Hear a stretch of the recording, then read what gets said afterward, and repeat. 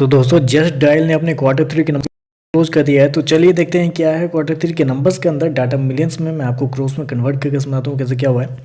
तो देखिए पिछले क्वार्टर की बात करें तो पिछले क्वार्टर में कंपनी ने 284 करोड़ के आसपास का रिवेन्यू जनरेट किया था ऑपरेशन के थ्रू। पिछले साल देखें तो मात्र 265 करोड़ के आसपास, जबकि अभी देखें तो बढ़ के 287 करोड़ कंपनी का जो रिवेन्यू है वो आपको जाता हुआ देखने को मिल रहा है। तो साल से साल देखें तो साल से साल कंपनी के रिवेन्यू के अंदर एक तेजी आपको देखने को मिल रही है।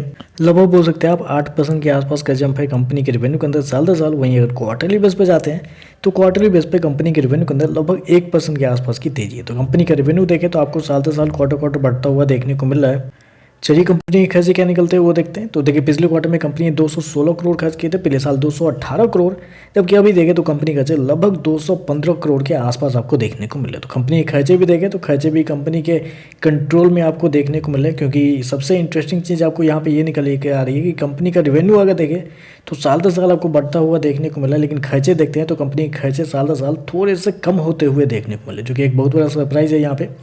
चलिए कंपनी का प्रॉफिट क्या निकलता है वो देखते हैं। तो देखिए पिछले क्वार्टर में कंपनी लगभग 154 करोड़ के आसपास के प्रॉफिट में थी। पिछले साल देखें तो 92 करोड़ का प्रॉफिट था, जबकि अभी देखें तो बढ़ के 131 करोड़ कंपनी का जो प्रॉफिट है वो आपको जाता हुआ देखने को मिल रहा है। तो साल दर साल देखें तो साल दर साल कंपनी के प्रॉफिट के अंदर एक बड़ी तेजी आपको देखने को मिल रही है।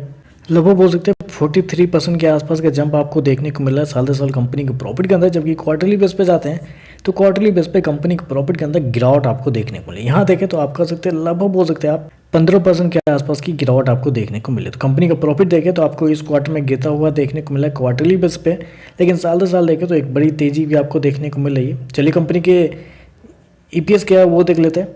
तो देखिए पिछले क्वार्टर में 18 रुपये के आसपास था, पिछले साल देखें तो लगभग 11 रुपये के आसपास, जबकि अभी देखें तो लगभग 15.5 रुपये के आसपास आपको देखने को मिल रहा है। तो ओवरऑल अगर नंबर को मैं समझ गया तो देखिए बेसिकली क्वार्टरली बेस पे कंपनी का प्रॉफिट इसलिए गिरा है क्योंकि अगर आप गौर करते हैं कंपनी के अदर इनकम को, तो कंपनी का अदर इनकम जो है वो पिछले क्वार्टर में लगभग 113 करोड़ के आसपास था, जबकि इस क्वार्टर में 77 करोड़ के आसपास है। तो पिछले क्वार्टर से देखें तो कंपनी का अदर इनकम कम है, जिसकी वजह से कंपनी का नेट प्रॉफिट आपको गिरता हुआ देखने को मिला है। क्योंकि ऑपरेशनल रिवेन्यू तो मैंने अब क्या बताया आपको कि ऑपरेशनल रिवेन्यू कंपनी का लगभग 1% के आसपास बढ़ा है और कंपनी का एक्सपेंस भी फ्लैट है। तो इसका मतलब क्या है कि कंपनी का जो अदर इनकम है उसकी वजह से कंपनी का नेट प्रॉफिट आपको क्वार्टरली बेस पर गिरता हुआ देखने को मिल रहा है। अदरवाइज अगर अदर इनकम को निकाल के देखते हैं तो कंपनी के नंबर रिवेन्यू प्रॉफिट दोनों में देखें तो बेहतर ही आपको देखने को मिला है। हालांकि इतनी छोटी सी ग्रोथ है कंपनी के रिवेन्यू को लेकर साल दर साल, तो उस पर मार्केट का क्या रिएक्शन होगा वो देखना पड़ेगा कि मार्केट इस पर कैसा रिएक्शन आपको देखने को मिलता है। लेकिन साल दर साल कंपनी के प्रॉफिट के अंदर एक बेहतरीन तेजी आपको देखने को मिली।